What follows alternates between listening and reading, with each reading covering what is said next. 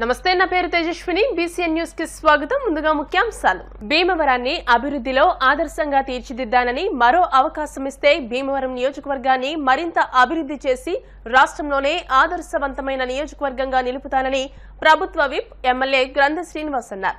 బుధవారం భీమవరం పట్టణంలోని 36, 37, 38, 39 వార్డుల్లో ఆయన ఎన్నికల ప్రచారాన్ని నిర్వహించారు. ఆయా వార్డులోని ప్రజలు ఆయనకు ఘన స్వాగతం పలికి నీరాజనాలు పట్టారు. మహిళలు, వృద్ధులు, చిన్నారులు ఆయనపై పూల వర్షం కురిపించారు. వార్డుల్లోని ఇంటింటికి వెళ్లి ఎమ్మెల్యే గ్రంథి శ్రీనివాస్ ఓటర్లను అభ్యర్థించారు. ఈ సందర్భంగా ఆయన మాట్లాడుతూ ముఖ్యమంత్రి జగన్మోహన్ రెడ్డి సహకారంతో భీమవరం పట్టణాన్ని దాదాపు 130 కోట్లతో కేవలం 58 నెలల్లో అభివృద్ధి చేయడం జరిగిందన్నారు. పట్టణంలో ఏ వార్డు చూసినా అభివృద్ధి చేసినా సీసీ రోడ్లు, డ్రైన్లు అందరికీ నిదర్శనంగా కనిపిస్తున్నాయన్నారు. తాను నాడు నేడు కూడా ఎమ్మెల్యేగా శాశ్వత అభివృద్ధి పనులు చేయడం జరిగిందన్నారు. ప్రజల ఆరోగ్యానికి భరోసా ఇస్తూ భీమవరం ప్రభుత్వాసుపత్రి వద్ద ప్రభుత్వం తరపున 1, దాతల సహకారంతో మరొకటి ఆక్సిజన్ ప్లాంట్లు కూడా నిర్మించామన్నారు. అలాగే ఏ ఆరోగ్య సమస్య వచ్చినా దూర ప్రాంతంలో ఉన్న ఏలూరు వెళ్లనవసరం లేకుండా భీమవరంలోనే 100 పడకల ఆసుపత్రి నిర్మించడం జరుగుతుందన్నారు. భీమవరం పట్టణానికి సంబంధించి 35 ఏళ్ల తర్వాత నూతన మాస్టర్ ప్లాన్ ను సీఎం జగన్మోహన్ రెడ్డి సహకారంతో తీసుకొచ్చిన ఘనత తనకు దక్కిందన్నారు. అలాగే 8 డ్రైన్ పై 3 వంతెనలకు సంబంధించి అప్రోచ్ రోడ్ల కోసం 36 కోట్లు కూడా ప్రభుత్వం విడుదల చేయగా టెండర్ ప్రక్రియ నడుస్తున్న దశలో ఎలక్షన్ కోడ్ రావడం జరిగిందన్నారు. చంద్రబాబు ప్రభుత్వంలో భీమవరంలో అప్పటి ఎమ్మెల్యే అంజిబాబు చేయని అభివృద్ధి, జగన్మోహన్ రెడ్డి ప్రభుత్వంలో నేను ఎమ్మెల్యేగా చేసిన అభివృద్ధిని ప్రజలు గమనించాలన్నారు.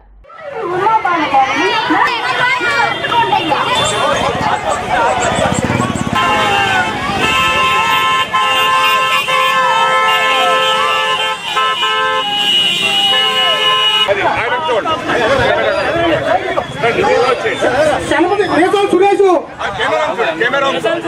చిప్పల పల్లెడు చిలక సత్యనారాయణ శనపతి అప్పన్న శనపతి బాబురావు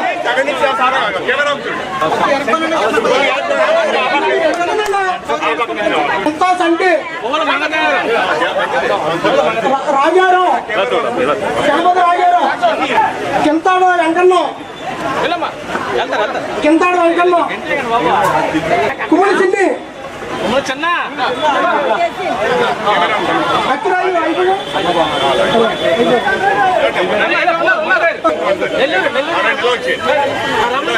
నెల్లూరు రమణ కుమారి. జగన్ రౌడీ బ్యాచ్ లను పంపించేద్దాం. కూటమి ప్రభుత్వం ఏర్పడిన అనంతరం అన్ని సమస్యలను పరిష్కరిస్తామని భీమవరం కూటమి ఎమ్మెల్యే అభ్యర్థి అంజిబాబు అన్నారు. భీమవరం నియోజకవర్గం వీరవాసరం మండలం జగన్నాథపురం, రాయకుదురు, కొనితివాడ, వీరవల్లిపాలెం, గవరపాలెం, మాడుగు, పోలవరం గ్రామాల్లో ఎన్నికల ప్రచారాన్ని నిర్వహించారు. ఈ సందర్భంగా అంజిబాబు మాట్లాడుతూ 10 ఏళ్లలో వీరవాసరంలో అన్ని గ్రామాలను అభివృద్ధి చేస్తామని, ఈ 5 ఏళ్ల పాలనలో జగన్ బ్యాచ్ కక్ష కట్టి కేసులు పెట్టించారని, అక్రమ కేసులు పెట్టడమే జగన్ ప్రభుత్వం పనితీరు అని అన్నారు. ఇక ఈ ప్రభుత్వాన్ని సాగనంపేద్దామని, శాంతి పరిపాలన అందించే కూటమికే మద్దతు ఇవ్వాలని, కూటమి అభ్యర్థులను గెలిపించాలని కోరారు. సూపర్ 6 పథకాలతో పేదల జీవితాలు వెలుగులు నిండుతాయని, కూటమి ప్రభుత్వం అధికారంలోకి వచ్చిన తర్వాత జూలై నెలలో ఏప్రిల్ నుంచి పెంచిన పింఛన్ కలుపుకుని 7,000 రూపాయలు పింఛన్ ఇంటికి పంపిస్తామన్నారు. మే 13వ తేదీన జరిగే ఎన్నికల్లో గ్లాస్, కమలం గుర్తులకు ఓటు వేసి గెలిపించాలని కోరారు.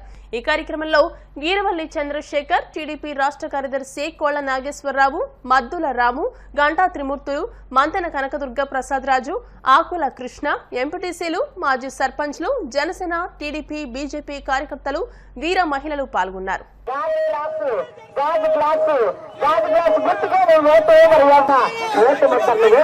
మన పులపర్తి రామాంజనేయులు గారిని అప్పుడు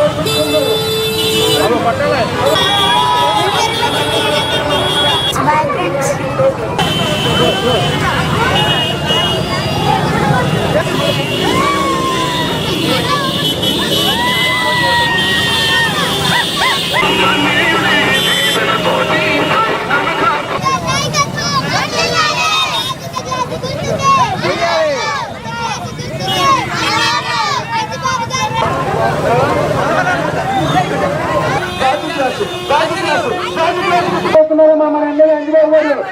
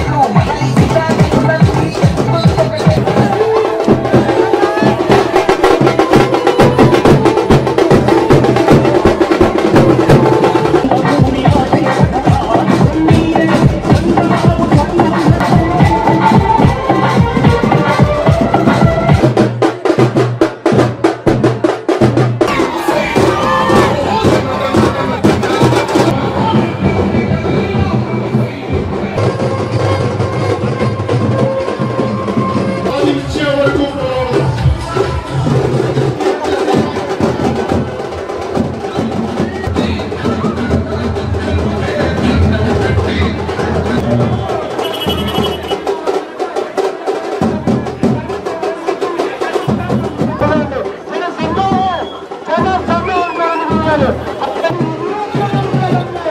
హలో అడుగు. మీ అందరికీ పేరు పేరున నా హృదయపూర్వక నమస్కారం. నేను 10 సంవత్సరాలు శాసనసభ్యుడిగా పనిచేశాను. నేను 10 సంవత్సరాలు శాసనసభ్యుడిగా పనిచేసినప్పుడు బ్రహ్మాండంగా అభివృద్ధి చేశాను. ఈ కొడితివాడ గ్రామంలో ఉన్న అన్ని పాలనలకి సిమెంట్ రోడ్లు వేశాను.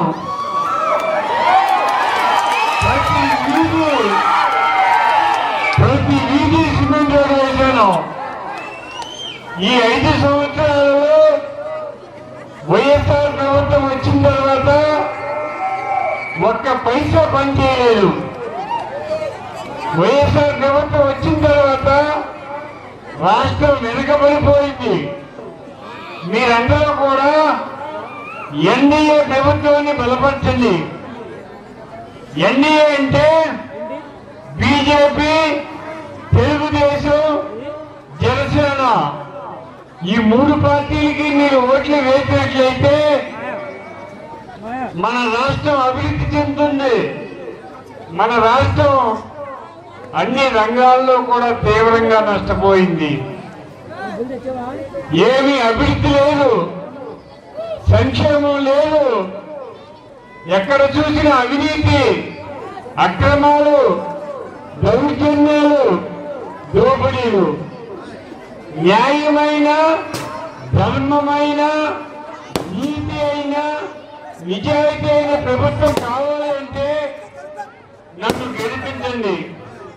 నన్ను గెలిపించినట్లయితే నేను అధికారంలోకి వచ్చిన వెంటనే మన గ్రామాల్లో ఉన్న సమస్యలు పరిష్కరిస్తాను. మన గ్రామాలు అభివృద్ధి చేస్తాను. చంద్రబాబు నాయుడు గారు అధికారంలోకి వచ్చిన తర్వాత 3,000 రూపాయలు ఇచ్చే పెన్షన్ ని 4,000 రూపాయలు చేయడం జరుగుతుంది.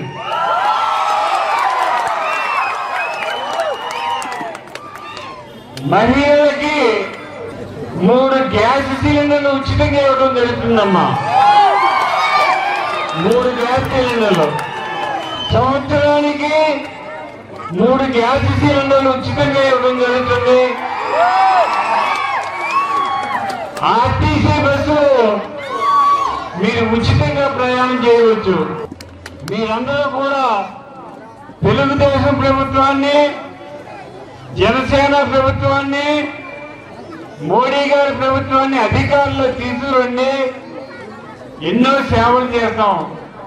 అమ్మా, మీ అందరికీ శుభవార్త ఏంటంటే డ్వాక్రా మహిళలకి డ్వాక్రా రుణాలు రద్దు చేస్తాం. ఎక్కడైనా 4 సెంట్లు స్థలం కొనుక్కుంటే, 1 ఎకరం పొలం కొనుక్కుంటే ఒరిజినల్ దస్తావేజులు ఆయనకి ఇచ్చేయాలంట. మీ దగ్గర ఫోటో స్టాట్లు ఉంటాయంట. అంటే మీ ఆస్తులు కూడా ఆయనే తాకట్టు పెట్టేసుకుంటాడు. అటువంటి ప్రభుత్వం మనకు వద్దు. మనకు న్యాయంగా, ధర్మంగా, నిజాయితీగా, నీతిగా పనిచేసే ప్రభుత్వం కావాలి. దానికోసమని మన పవన్ కళ్యాణ్ గారు త్యాగం చేశాడు.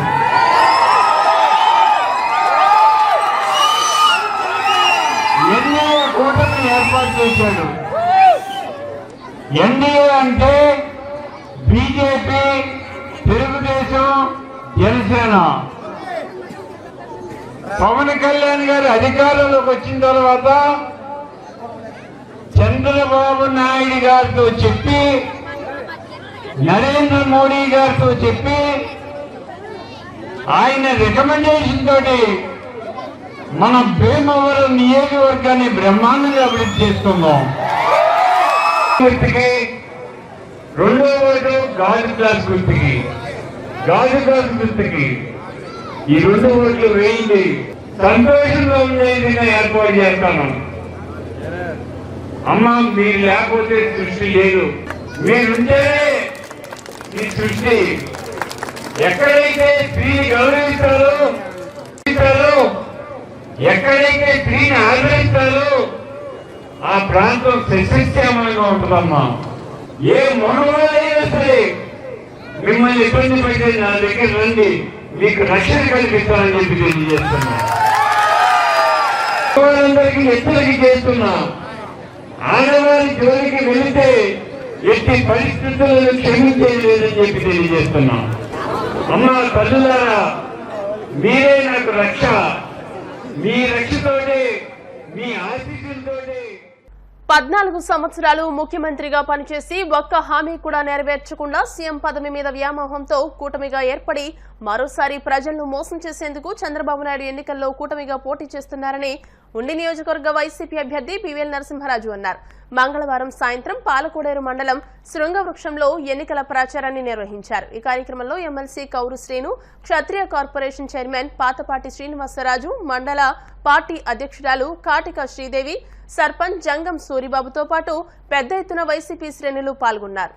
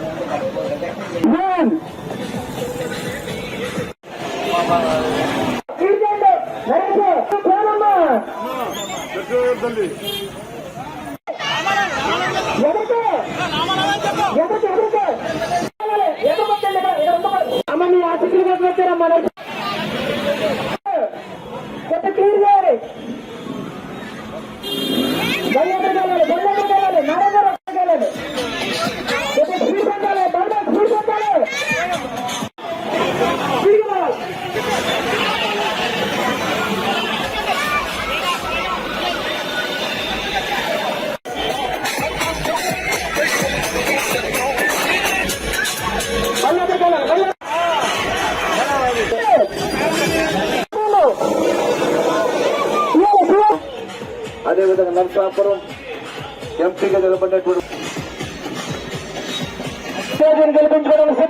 మరి ఈ రోజున పెద్దనారాయణ లక్ష్మీరాజు గారు వారి యొక్క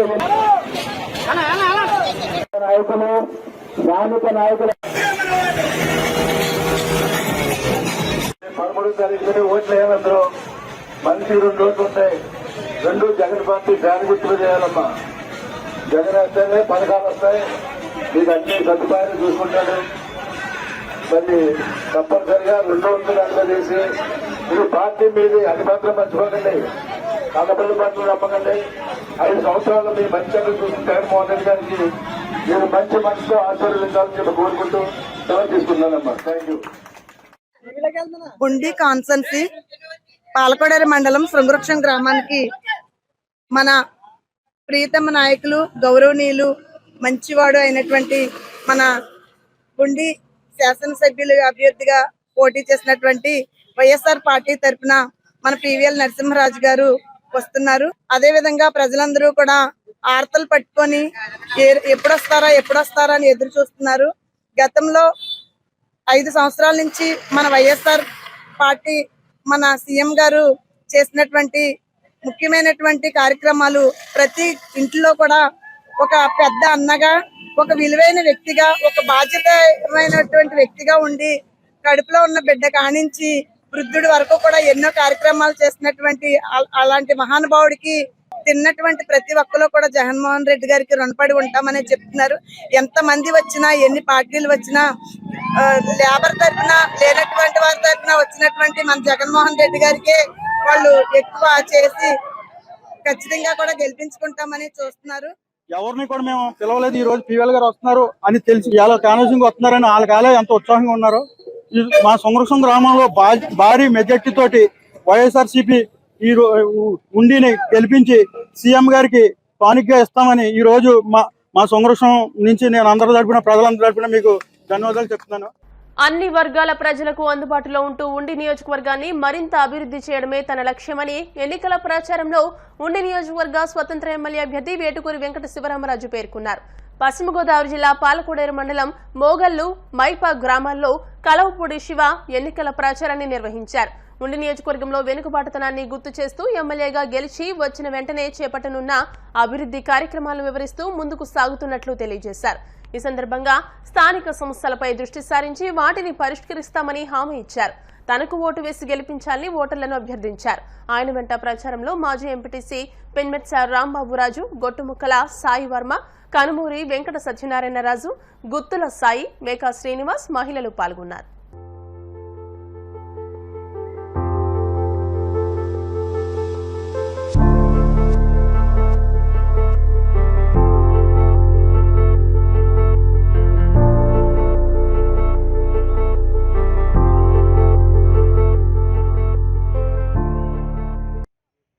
ఈ నియోజకవర్గ స్వతంత్ర ఎమ్మెల్యే అభ్యర్థిగా పోటీ చేస్తూ ఎన్నికల ప్రచార కార్యక్రమంలో భాగంగా ఈరోజు మోగొల్లు గ్రామం రావడం జరిగింది. మోగొల్లు గ్రామ ప్రజలందరికీ కూడా నమస్సుమాంజలి తెలియజేస్తూ స్వతంత్ర అభ్యర్థిగా పోటీ చేస్తూ మొహం గుర్తు వచ్చిందని చెప్పి అందరికీ తెలియజెప్పి నాకు మద్దతు ఇచ్చి అఖండ విజయాన్ని చేకూర్చవలసిందిగా కోరి ప్రార్థిస్తున్నా. నా అల్లూరి సీతారామరాజు మనందరికీ కూడా స్ఫూర్తి. మోగొల్లు గ్రామ ప్రజలందరూ ఎంతో ఆదరించారు నన్ను. అదేవిధంగా రైతులు కానీ ప్రజలు కానీ మంచి ఆదరణ ఇచ్చి, సోదరిమణులు, మాతృమూర్తులు, యువత అందరూ కూడా ఆదరణ ఇచ్చి నాకు విజయాన్ని అందించాలని, అందరూ ఆశీస్సులు ఇవ్వాలని చెప్పి కోరి ప్రార్థిస్తున్నాను.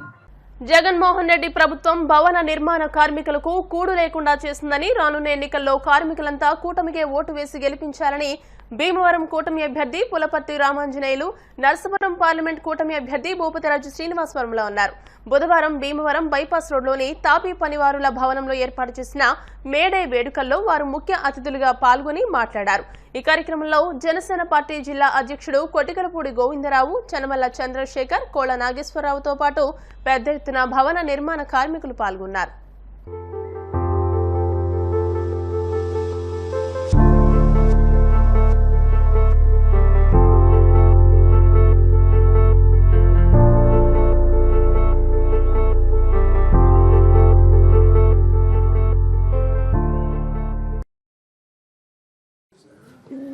అభివృద్ధికి మూల కారణం కార్మికుడు. నా దగ్గర 100 కోట్లు ఉన్నాయి. కార్మికులు లేకపోతే నేను ఏమీ చేయలేను. ఈ జాతికి వెన్నెముక వీరు. ఈ జాతి అభివృద్ధి చెందాలి, ఈ రాష్ట్రం అభివృద్ధి చెందాలి, ఈ దేశం అభివృద్ధి చెందాలంటే కార్మికుడే మూల కారణం. కార్మికులు, కర్షకులు లేకపోతే దేశం లేదు. కర్షకుడు లేకపోతే మనకు ఆహారం లేదు, కార్మికులు లేకపోతే మనకు పని లేదు. అటువంటి శక్తివంతమైన ఈ కార్మికులు ఈరోజు చాలా దీనావస్థలో ఉన్నారు. దానికి కారణం ఎవరు అనేది మీరు ఒక్కసారి ఆలోచన చేయండి.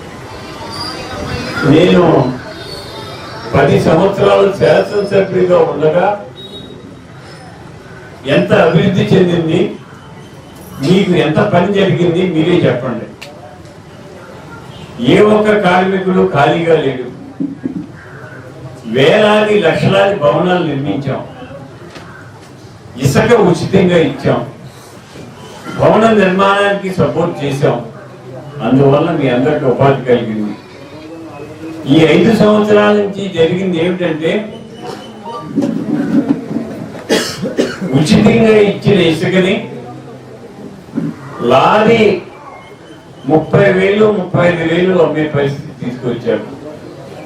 దానివల్ల భవన నిర్మాణం కుంటుపడింది. అభివృద్ధి లేదు. సంక్షేమం ఏదో చేస్తున్నాం, బట్టలు నొక్కుతున్నామని చెప్తున్నారు.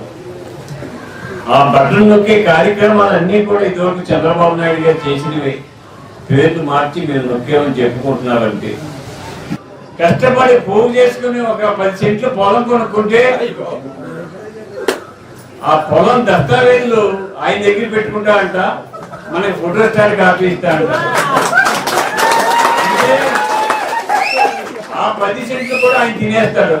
ఈయన్ని మీరు చాలా తీవ్రంగా ఆలోచించాలి. ఇది ఎన్నిక మామూలు ఎన్నిక కాదు.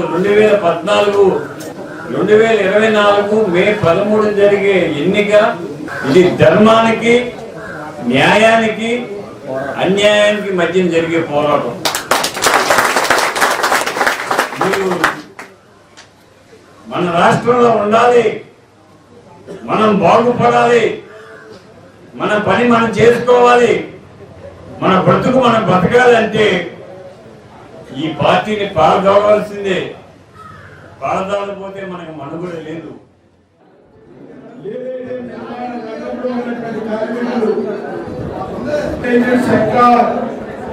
అసంఘటిత రంగంలో ఉన్నటువంటి కార్మికులకు న్యాయం జరిగే విధంగా మనమంతా కూడా ప్రయత్నం చేయాలి. ఏదైతే సెస్ ద్వారా వచ్చినటువంటి డబ్బు ప్రభుత్వం కేటాయించినటువంటి డబ్బు కాదు, మీ డబ్బు. సెస్ ద్వారా వచ్చినటువంటి డబ్బుని కూడా వాడేసుకున్నటువంటి ప్రభుత్వం ఈ జగన్మోహన్ రెడ్డి ప్రభుత్వం అనేటువంటి ముందుగా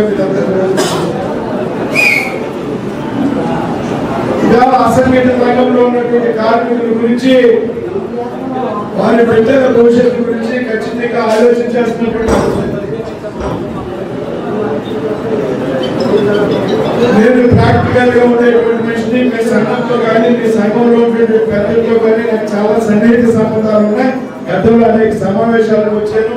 ఈ బిల్డింగ్ శంకుస్థాపన కూడా నేను వచ్చాను అన్నటువంటి విషయం.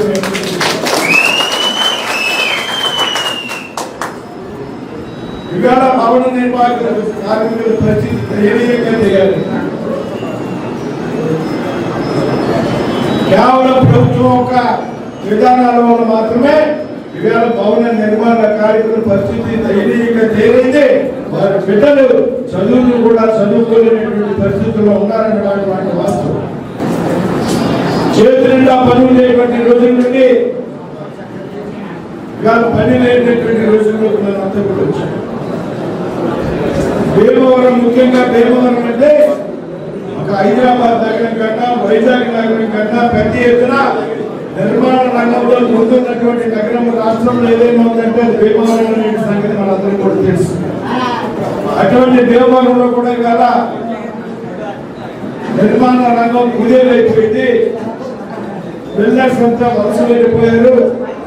నిర్మాణ రంగంలో ఉన్నటువంటి కార్మికులకు చేతుల్లో పని లేక వస్తువులు నడపాల్సిన పరిస్థితి ఆంధ్ర రాష్ట్రంలో ఉన్నదనేటువంటి విషయం ఇవాళ కేంద్ర ప్రభుత్వం నిరంతరం ఆలోచిస్తూ ఉంది.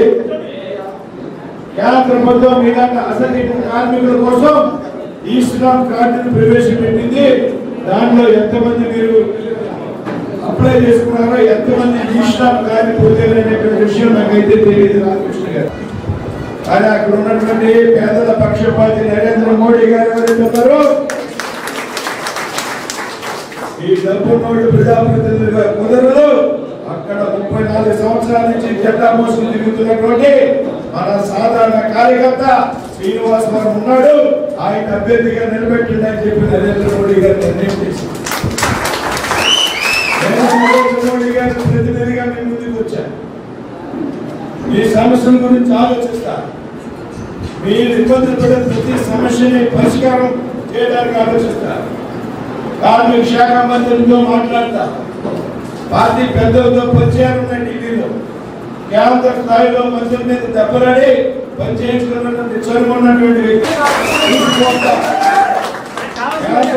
కేంద్ర శాఖ మంత్రిని నేను చెప్తున్నా. ఇవాళ అన్ని గుర్తు చేస్తాం మీకు.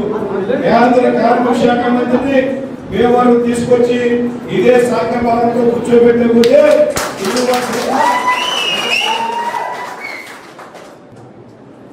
ఈ రోజు ఒకటే ఒక ప్రశ్న మీలో ఒకటి చెప్పండి, మనకి నెలకి ఎన్ని రోజులు పని ఉంటుంది? ఆత్మసాక్షిగా మనకి నెలకి 8 రోజులు గవర్నమెంట్ పని కల్పిస్తుంది. ఇప్పుడే తెలిసింది స్థానిక శాసనసభ్యులు 5 ఏళ్ళు నాకు పని కల్పించండి అని అడిగారట. మరి 5 ఏళ్ళు మనకు సక్రమంగా పని కల్పించుంటే మీరు ఆటోమేటిక్గా పని కల్పించలేదు. పని చేసుకుందాం కష్టపడదాం అని అనుకున్నా కూడా పని కల్పించలేని స్థితిలో ఈ ప్రభుత్వం వైఎస్ఆర్సీపీ ప్రభుత్వం మనం గుర్తుపెట్టుకోవాలి. బలంగా మనం కోరేది ఒకటే, 2 ఓట్లు ఉంటాయి. మొదటి ఓటు కమలం ఎంపీ గారి బీజేపీ, 2వ ఓటు మన అంజుబాబు గ్లాస్ గుర్తు.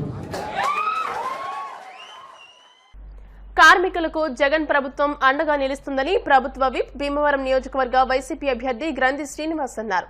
భీమవరం బైపాస్ రోడ్లోని భీమవరం తాలూకా తాపీ పనివాళ్ల సంఘం ఆధ్వర్యంలో ఏర్పాటు చేసిన మేడే వేడుకల్లో ఆయన ముఖ్య అతిథిగా పాల్గొని మాట్లాడారు. ఈ సందర్భంగా గ్రంథి శ్రీనివాస్ ను తాపీ పనివారు ఘనంగా సత్కరించారు. తాపీ పనివారుల సంఘం జిల్లా అధ్యక్షులు అడబాల రామకృష్ణతో పాటు పెద్ద ఎత్తున కార్మికులు ఈ కార్యక్రమంలో పాల్గొన్నారు.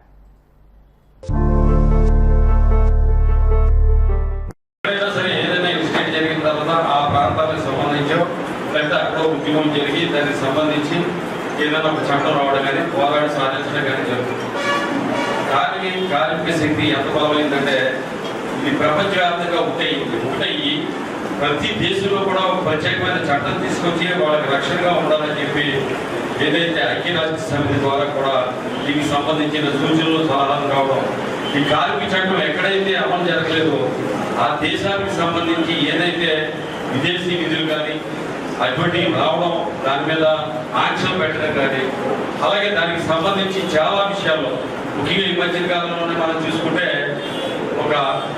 మనకి ఇక్కడ ఎక్కువగా పరిశ్రమ చేపల రేయికి సంబంధించి చేపల రేయికి సంబంధించి వీళ్ళేంటంటే బయట ఎక్కడైనా సరే ఫీలింగ్ చేయడానికి పెట్టి అడ్రస్ చేయడం, కార్మికులతో చేయించడం అవి కూడా జరుగుతుంది. దీనికి సంబంధించి అమెరికా నుంచి ప్రతి షెడ్ గారికి వచ్చి వాళ్ళ దగ్గర అవన్నీ కూడా వీడియోలు తీసి అక్కడ ఏదైతే వాళ్ళు కూడా కార్మికులు భావించి వాళ్ళకి తగిన వసతులు లేదు ఉన్నాయా లేవా అని చూసి సరైన వసతులు లేకపోతే అక్కడ ఆ ఏదైతే రియల్ ఎక్స్పోర్ట్కి సంబంధించిన ఫ్యాక్టరీని లైసెన్స్ చేయడం జరిగింది. అంటే కార్మిక చట్టం ఎంత బలంగా ఉన్నదో మనం అందరం కూడా ఆలోచన చేయాలి. కార్మికులకి చట్టం అనేది అండగా నిలబడ్డది. ఇది నిజంగా సాధించుకున్నది కార్మికులే, ఇది ఎవరు కాదు. వాళ్ళు వీళ్ళు మీకు ఇచ్చిన దానం కాదు, ధర్మం కాదు. కార్మికులు ఐక్యంగా సాధించుకున్న చట్టం ఎప్పుడు కూడా నిజంగా రామకృష్ణ గారు చెప్పడం జరిగింది. ఒక ఇసుక గురించి, సిమెంట్ గురించి, వాటి గురించి జనరల్గా ఏమవుతుందంటే మనకి నేను బిల్డింగ్ కలుపుతాను, మీకు అందరికీ తెలుస్తూ ఉంటుంది. బైపాస్ రోడ్ స్టార్టింగ్ 52,000 ఏది అయినది 52,000 కదా, అది కావాల్సింది ఏదైతే తిప్పాం. తర్వాత 75,000 అయిపోయింది. ఇప్పుడు 72,000 ఉందంట. అప్పుడు పోతే 3,000 4,000 ఇప్పుడు తక్కువ అవుతుంది. అంటే ఈ రేట్స్ అనేవి అప్ అండ్ డౌన్ అవుతూ ఉంటాయి మామూలు జనరల్. ఉదాహరణకి టమాటా ఉన్నది. టమాటా ఉన్నప్పుడు ఏంటంటే ఫస్ట్ మొక్కేసిన తర్వాత ఫస్ట్ స్టార్టింగ్లో ఎన్ని కాయలట చెట్టుకి 3 కాయలు 4 కాయలు ఉన్నాయంటే కనుక 100 చెట్లు 100 చెట్లకి 100 ఇంటూ 3 ఎన్ని కాయలు అవుతున్నాయి? 300 కాయలు. ఇంకో 10 రోజులు పోయేసరికి 5 కాయలు అవుతాయి.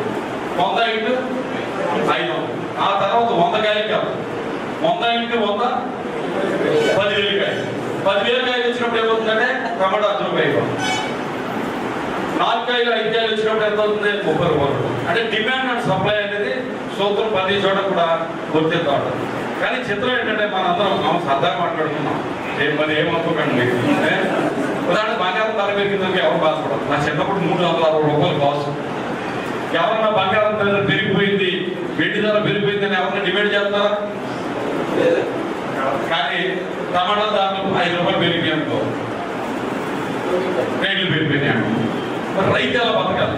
రైతు కూడా నష్టపోతున్నాడు, తక్కువ పంట పండించినప్పుడు లాభం పొందుతున్నాడు. నిజంగా రైతు కూడా అందుతుందంటే రైతు కూడా అందుతారు, మధ్యలో దళాలకు వెళ్ళిపోతారు.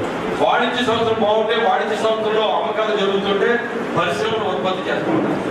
అక్కడ వాణిజ్య సంస్థల్లో ఇక్కడ పరిశ్రమల్లో కూడా చాలా మందికి ఉపాధి దొరుకుతుంది. ఇవాళ జగన్మోహన్ రెడ్డి గారు ఆలోచన చేస్తుంది ఏంటంటే ప్రతి పేదవాడికి కూడా ధనవంతులు కావాలి, లక్షాధికారులు కావాలి.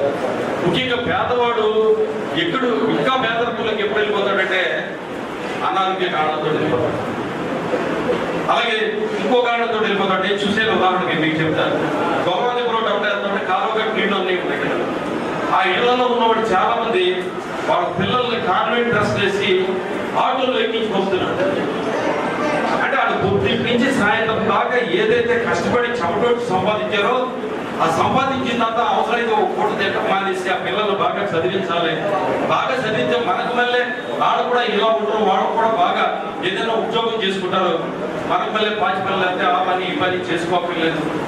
వాళ్ళు గౌరవంగా బతకాలని చెప్పి వాళ్ళ కష్టపడి సంపాదించుకున్న దాంట్లో మొత్తం పెట్టి ఆ పిల్లల్ని కార్మికుడికి ఆటో ఫీజు ఆటోలు కట్టాలి, యూనిఫామ్ పెట్టాలి, మరి ప్రైవేట్ కాన్వెంట్లకి డబ్బులు కట్టాలి, పుస్తకాలకు డబ్బులు కట్టాలి, బ్యాగ్కి డబ్బులు కట్టాలి.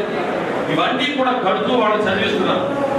వాళ్ళ జగన్మోహన్ రెడ్డి గారు ఆ చదువు కారణంగా పేదరికంలోకి వెళ్ళిపోకూడదు. వాళ్ళకి చదువుని అందించవలసింది ఒక ఆస్తి లేక నాణ్యమైన చదువు అందించవలసింది. వాళ్ళ ప్రపంచంలో ఎక్కడికైనా తలెత్తుకుని వెళ్ళి తిరిగేలాగా వాళ్ళని చదివించాలని చెప్పి ఇవాళ జగన్మోహన్ రెడ్డి గారిని ఏదైతే మనకు ప్రాథమిక హక్కుగా వచ్చింది, కార్మికులకి ఎలా హక్కు ఉన్నదో ఈ భారతీయులందరూ కూడా కొన్ని హక్కులు ఉన్నాయి, వాక్ స్వాతంత్రం ఉంది. అలాగే ఆరోగ్య భద్రత కల్పించవలసింది ప్రభుత్వాన్ని. పరిశ్రమవేత్తలు ఆ కూలితే ముప్పై వేల పెట్టారు. నిజంగా కరోనా టైంలో కూడా ఆ స్కీమ్లు అమలు చేయకపోతే ఎలా ఉండేది పరిస్థితి ఆలోచించి. మళ్ళీ వాళ్ళ రాష్ట్రంలో మనకి 18-20 స్థానంలో ఉన్న రాష్ట్రం అభివృద్ధిలో 8వ స్థానానికి వచ్చిందంటే నాకు అంటే పేదవాళ్ళ దగ్గర డబ్బు ఉంది కాబట్టి 53,50,000 కోట్లు డీబీటీ ద్వారా కానీ నాన్ డీబీటీ ద్వారా కానీ ప్రజల దగ్గర పంపించి ఏం చేశారంటే సంక్షేమ అమలు చేయడం ద్వారా, అభివృద్ధి చేయడం ద్వారా మనం ఇక్కడ ఆంధ్రప్రదేశ్ని అభివృద్ధి తీసుకెళ్ళారు. వాళ్ళ జిఎస్టీ వసూల్లో కానీ వాటిలో కానీ మనం చూసుకుంటే తెలంగాణతో బాగా పోటీ పడుతున్నాం. మనకి ఏమన్నా రాజధాని పెద్ద తెలంగాణ లాంటి రాజధాని ఉందా? వాటికి సంబంధించి నాతో రిప్రజెంట్ చేసుకుని నేను మా సాధించుకోవడం ఇక్కడ మనం మొదలెడితే ఇది రాష్ట్రంలో ఉన్న వాళ్ళందరికీ కూడా ఉపయోగపడుతుంది. ఇక్కడ మనం స్టార్ట్ చేస్తే కనుక రాష్ట్రంలో ఉన్న కాఫీ వర్కర్స్ అందరికీ, దేశాలకి అందరికీ కూడా, కార్మికులకి అందరికీ కూడా ఉపయోగపడుతుంది.